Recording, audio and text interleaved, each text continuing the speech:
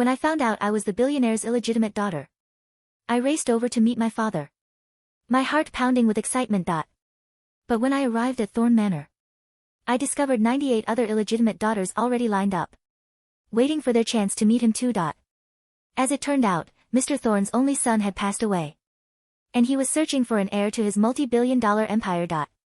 It gathered all his illegitimate daughters, hoping to find the strongest successor through a series of challenges.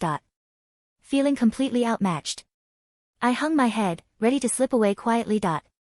Suddenly I heard my late mother Eleanor's voice speaking to me. Scarlett, don't go. I know how you can win this. Remember your arch-rival from the orphanage, Valerie? She's one of them too. If you walk away now, that multi-billion-dollar fortune will all go to her. I spun around and sure enough, there was Valerie's face staring back at me. 10 years ago, she'd locked me in that dusty, rat-infested storage room, stolen my shot at adoption, and condemned me to another decade of misery. The memory made anger burn in my chest. All right, Mom. I'm listening. I'm not leaving Mr. Thorne's billions. They're as good as mine. My arch-rival Valerie recognized me right away. Scarlett, why aren't you still stuck in that back alley? What are you doing at Mr. Thorne's place? Don't tell me you're here to steal something. A street rat like you doesn't belong. Here I clenched my fists, ready to fire back a retort.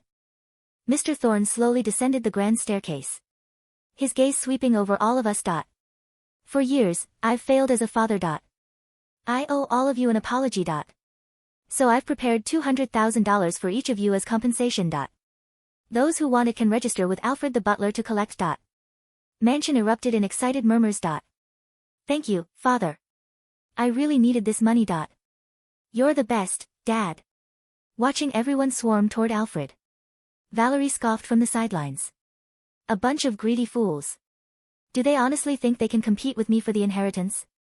After Valerie stole my adoption chance, she'd been living in luxury with a wealthy family.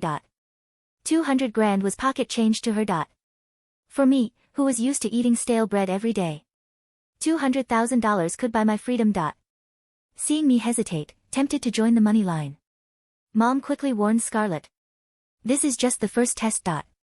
Anyone who takes the $200,000 is short-sighted and gets disqualified immediately. Those who walk away from the money show they've got the ambition to compete in the real challenges. I froze mid-step and sneaked a glance at Mr. Thorne. Sure enough, he was watching the line of daughters with a critical eye, shaking his head in disappointment. Just then, Alfred announced. Those claiming the $200,000 must sign this inheritance waiver. Without hesitation, I stepped out of the line. But the waiver didn't stop most of them watching. Most of the daughters fixated on the quick $200,000 payout, eagerly signing the agreement. Mr. Thorne sighed disappointment written across his face, and turned his gaze to the remaining few. When Mr. Thorne and I accidentally locked eyes, Mom's voice echoed, I wouldn't lie to you. Just trust me and do as I say. I never got a cent from that deadbeat when I was alive. So you have to make me proud and fight for this. The next moment, Mr. Thorne announced in a stern voice. 20 of you have chosen to forego the $200,000. Please follow the guards upstairs. Spotting me among them, Valerie looked stunned. Scarlett, you're an illegitimate daughter too. So we're half-sisters. I ignored her because right then, Mr. Thorne was announcing the first round challenge. To be my heir, financial management and earning potential are essential. I'll give each of you $100,000 in seed money. In 1 hour, the 10 of you with the most remaining funds will move forward in the succession process. As soon as Mr. Thorne finished speaking, the other 19 daughters pulled out their phones and jumped into action. My mom's an entrepreneur. I've been learning the ropes from her since I was a kid. I've got this. I have a PhD in finance. I know exactly how to grow this money. They all started showing off their credentials.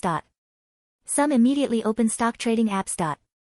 Others navigated to investment fund platforms.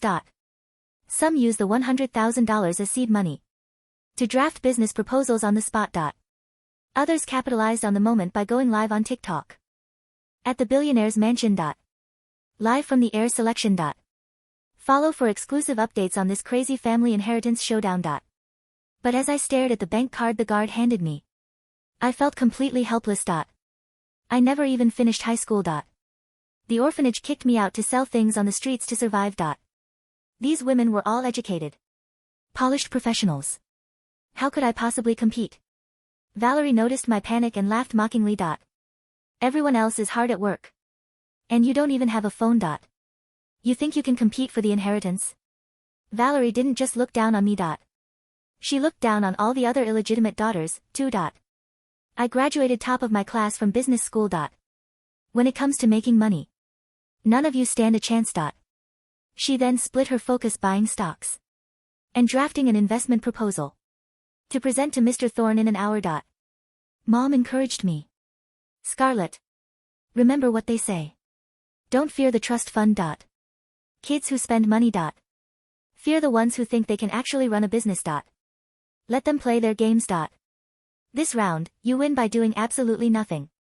Even if you have to fake it. Act like you've got everything under control. She added. You've been in the real world since you were a kid, facing all its hardships. When it comes to reading people, none of them can touch you. Now start watching your billionaire dad closely. You never know when that might come in handy. Her words gave me new confidence. After a moment's thought, I stepped back to a corner and began studying Mr. Thorne, trying to get a read on his personality and temperament. While the other daughters pulled out all the stops, my focus stayed solely on Mr. Thorne. My unusual calmness caught Mr. Thorne's attention. He had Alfred come over to me. Why aren't you doing anything? Following Mom's advice, I answered without hesitation. Protecting an empire is far harder than building one. With today's economic uncertainty, I'd rather play it safe. To protect the wealth you've worked so hard to build. Father. No sooner had I spoken than someone screamed. My stocks just crashed. This can't be happening. Another woman kicked over a chair. Gamers. This investment firm is a total fraud. My money got converted to crypto and stolen.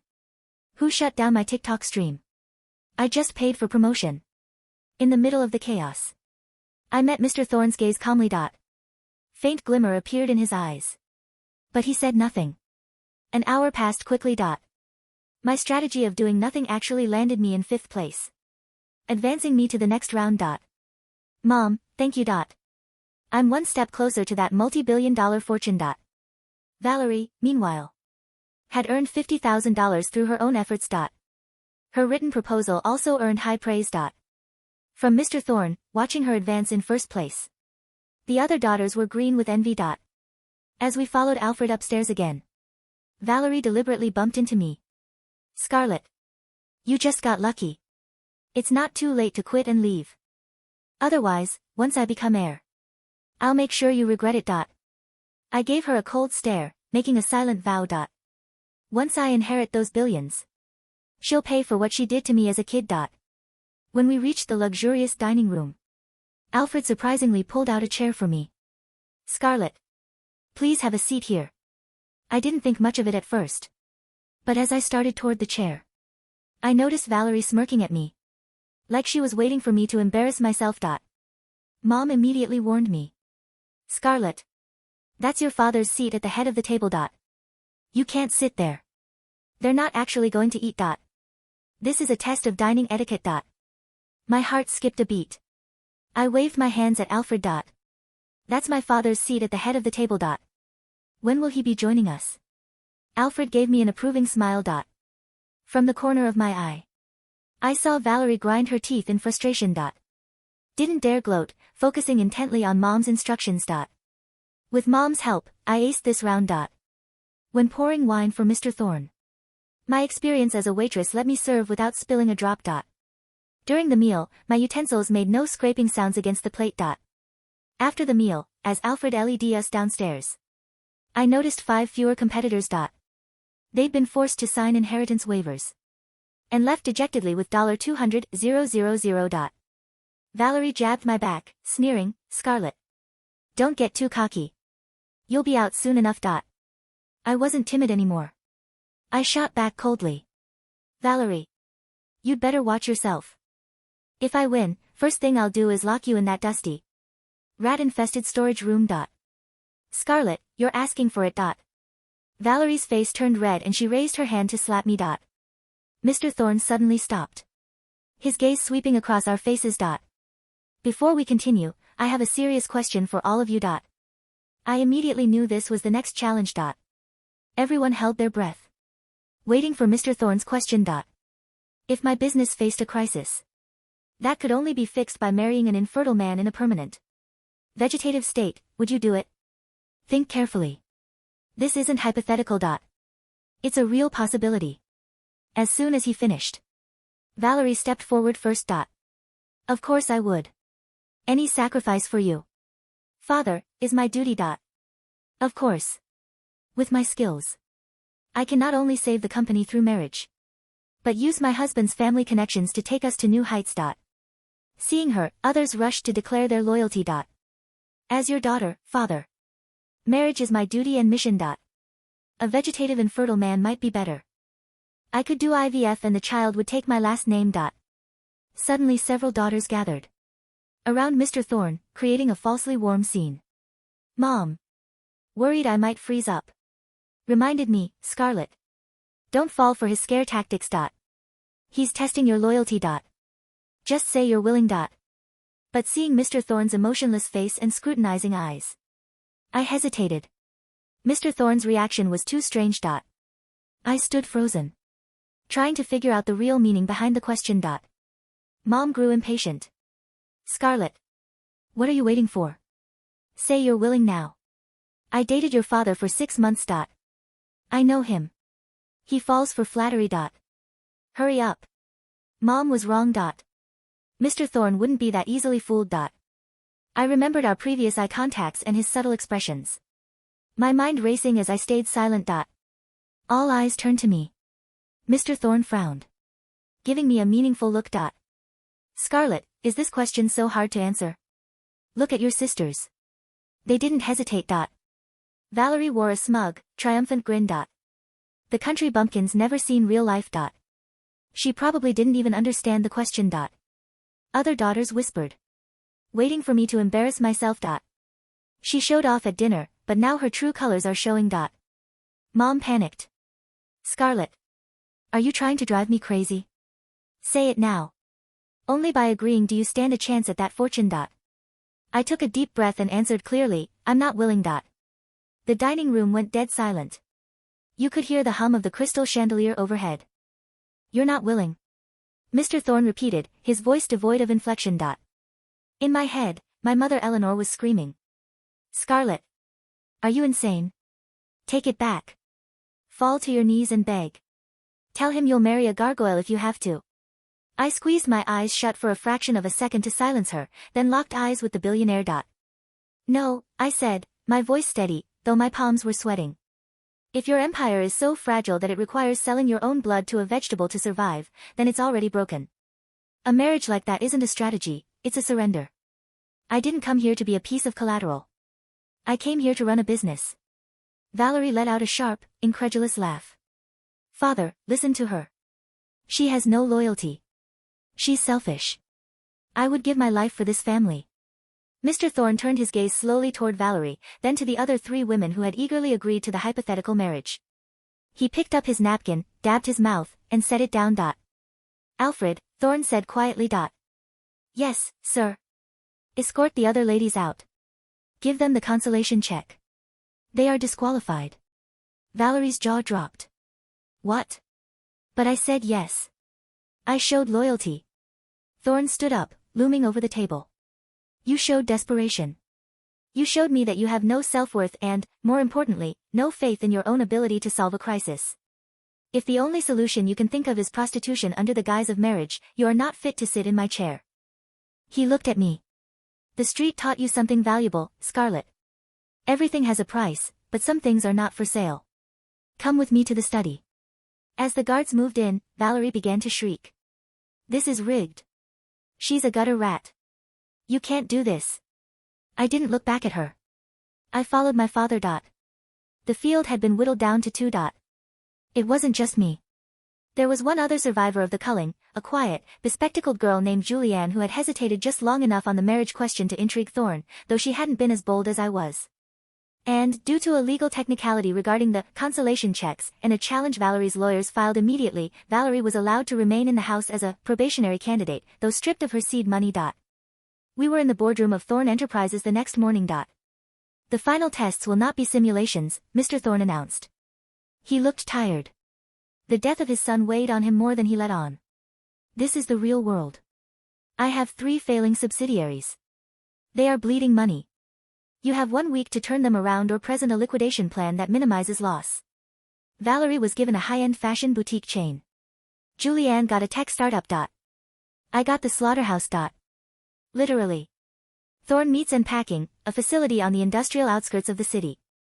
It was facing a massive union strike, health code violations, and a PR nightmare. He's setting you up to fail, Mom whispered in my ear as I stood outside the rusty gates of the factory. The smell of raw meat and old blood was overpowering. Valerie got fashion. You got guts. Just liquidate it, Scarlett. Sell the assets, fire the workers, take the cash, and show a profit. Shut up, Mom, I muttered. I walked into the foreman's office. A burly man named Miller looked up, spitting tobacco into a cup. Who are you? Another suit here to tell us our pensions are gone. I'm Scarlett. And I'm not a suit. I sat on the edge of his desk. I grew up eating stale bread. I know what it costs to survive. I'm not here to fire you. I'm here to figure out why this place is losing money when people still need to eat. For 3 days, I didn't look at a spreadsheet. I put on a hairnet and worked the line. I saw the waste. I saw the middle management skimming off the top, ordering grade C packaging and billing the company for grade A, pocketing the difference. Valerie, meanwhile, was all over the news. She hosted a massive gala for her fashion brand. It was flashy, expensive, and completely superficial. She was burning cash to make cash. On day 4, I called a meeting with the union reps. I can't give you the raise you want, I told them honestly. Not yet. But I found the leak. The regional manager has been stealing your bonuses. I threw a stack of documents on the table, evidence I'd gathered by digging through the trash and cross-referencing shipping manifests, a trick I learned dumpster diving behind pawn shops. I fired him this morning. The money he stole goes back into the safety equipment you've been begging for. If we turn a profit this month, you get 10% of the net. Deal? Miller looked at the papers, then at me. He extended a calloused hand. Deal. Back at Thorne Manor, the atmosphere was toxic. Valerie had heard about my success at the plant. She cornered me in the library. You think you're clever, playing the woman of the people, she hissed. She looked perfect in her designer dress, but her eyes were manic. It's called work, Valerie. You should try it. I don't need to work. I was born for this. You were born in the trash. That night, as I prepared my final presentation for Mr. Thorne, I realized my laptop was missing. Panic surged. My entire proposal, the evidence of the embezzlement, the union contracts, everything was on there. It's her, Mom's voice echoed, frantic. She took it. Go to her room, Scarlett. Smash the door down. Tear her hair out. I took a deep breath. Think. If I react with violence, I lose. I went to Alfred the butler instead. Alfred, does the manor have security cameras in the hallways? Of course, Miss Scarlett. I need to see the footage from outside my room between 6 p.m. and 7:00 p.m. Alfred hesitated. Mr. Thorne values privacy. Mr. Thorne values competence, I cut in. Someone is sabotaging the succession. If you don't show me, I'll have to tell him his security head is complicit. Alfred nodded slowly. We went to the security room. There, on the grainy monitor, was Valerie's personal assistant slipping into my room and coming out with the laptop under a coat. I didn't storm Valerie's room. I didn't scream. The next morning, at the presentation, I walked in empty-handed. Valerie smirked, her laptop open, ready to present her glossy, hollow fashion numbers. Scarlett, Mr. Thorne said, raising an eyebrow. Where is your report? I don't have it, sir, I said calmly. It was stolen last night. Valerie scoffed. A typical excuse. The dog ate my homework. However, I continued, ignoring her, a CEO doesn't rely on a PowerPoint. I lived that factory for a week. I know the numbers by heart. I stood at the head of the table. I recited the profit margins, the waste reduction stats, and the new union agreement from memory. I broke down the corruption I'd uncovered and the projected Q3 growth. I didn't stumble once. When I finished, the room was silent. Impressive, Thorne said. But a claim of theft is serious. Do you have proof? I do. I nodded to Alfred. He played the security footage on the main screen. Valerie's face went white. She scrambled up. That's not what it looks like. My assistant acted on her own. A leader is responsible for their subordinates, Thorne said coldly. Valerie, get out. No. Valerie screamed, her mask finally slipping completely. You can't kick me out. I'm the only one who fits the image. Look at her. She's garbage. Guards dragged her out, kicking and screaming. Julianne, the quiet girl, sighed and closed her folder. I can't compete with that, she said softly to Thorne. I made a 4% profit. Scarlett saved a sinking ship and memorized the blueprint. I withdraw. It was down to me. I thought I had one. I thought it was over. That evening, Mr. Thorne summoned me to his private study. A fire crackled in the hearth. He looked friendlier than before. You've done well, Scarlett, he said. Better than I expected. Thank you. So, when do we sign the papers? Not yet. He opened a drawer and pulled out a revolver. He placed it on the desk. My blood ran cold. There is one final obstacle, he said softly. My son, he didn't just die. He was murdered. By a rival competitor, the CEO of Vane Industries. They made it look like an overdose, but I know the truth. He pushed the gun toward me. A Thorne pays their debts. The justice system failed us. If you want to sit in my chair, you must be willing to do what is necessary to protect the family. Tonight, the CEO of Vane is at a charity ball. You will go there, and you will ensure he doesn't leave. You want me to kill him? I whispered. I want to know if you have the stomach to do the dirty work. Do it, Scarlett. Mom's voice was back, screeching in my ear. This is it. The final test. Vane deserves it. Take the gun. Don't let this slip away now. I looked at the gun. It was heavy, cold steel. I looked at the old man, his eyes burning with a desire for vengeance. I reached out and put my hand on the weapon. Mom, I thought. You're wrong. What? The ghost voice hissed. You spent your whole life being bitter, wanting revenge on the people who hurt you. And it killed you. It made you miserable. I won't become you. I picked up the gun. I checked the cylinder. It was loaded. I popped the cylinder open, dumped the bullets onto the mahogany desk, and tossed the empty gun into the trash can. No, I said. Mr. Thorne's expression hardened. You are refusing a direct order. You are refusing to avenge your brother. I'm refusing to become a criminal, I said, my voice rising. I built myself up from nothing. I survived the streets, the orphanage, and your psychotic other daughter. I am a builder, not a butcher. If Vane killed your son, we destroy him in the market. We buy his debt. We crush his stock. We take everything he owns legally and leave him with nothing but his regrets. That is how you win. Killing him. That's weak. That's the easy way out. And I don't do easy. I turned to walk out. If that disqualifies me, then keep your billions. I'll go start my own empire. I reached for the doorknob.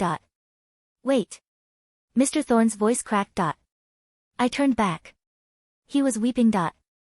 He didn't kill my son, Thorne whispered, tears streaming down his face. My son died of an overdose. It was an accident. I needed to know. Know what? That you wouldn't destroy yourself for this company. That you had a moral compass that I lost years ago. He slumped back in his chair. Valerie would have pulled the trigger. She would have done it without blinking. And that would have been the end of Thorne Enterprises. He gestured to the chair opposite him. Sit down, Scarlett. My heir. The transition was swift. With Mr. Thorne stepping back to the role of chairman, I took over as CEO. The first few months were brutal. The board was skeptical of a street girl running a Fortune 500 company. But I didn't try to charm them with golf trips or fancy dinners. I worked. I streamlined logistics using the tricks I learned smuggling goods in the alleyways. I negotiated with grit. I turned the company lean and hungry. Mom's voice faded. The more confident I became in my own decisions, the less I heard her. I realized she wasn't a ghost, She was my survival instinct, the manifestation of my fear and anger. As I let go of the anger, she was finally able to rest. One rainy Tuesday, 6 months later, I walked into the lobby of Thorn Tower. "Excuse me, Miss Thorn." I stopped. A woman in a janitor's uniform was mopping the marble floor. She looked haggard, her hair dull, her hands chapped from chemicals. It was Valerie. She froze when she saw me. The shame burned in her eyes. Her wealthy family had cut her off the moment she was disgraced at the manor. She had no degree that mattered, no skills, and a reputation as a thief. "Are you here to gloat?" she spat, though her voice trembled. I looked at her. I remembered the rat-infested storage room she locked me in when we were 10. I remembered the cold, the darkness, the hunger. I remembered promising myself that I would destroy her. But looking at her now, broken and scrubbing my floors, I didn't feel triumph. I just felt pity. "No," I said. "I'm not here to gloat." I pulled a card from my purse. It was for the HR director. "We need a manager for the sanitation department. It pays a living wage and has benefits. But you have to start at the bottom. If you can prove you're not useless, you can move up. If you steal a single paperclip, I'll have you arrested." Valerie stared at the card. Her hand shook as she reached for it. "Why?" she whispered. "After everything I did?" "Because," I said, walking toward the elevator, "I'm not you." I stepped into the elevator that led to the penthouse suite. As the doors closed, I caught a glimpse of my reflection in the polished steel. I didn't look like the scared girl from the orphanage, and I didn't look like the billionaire's illegitimate daughter. I looked like Scarlet Thorn. And for the first time in my life, I knew exactly where I belonged.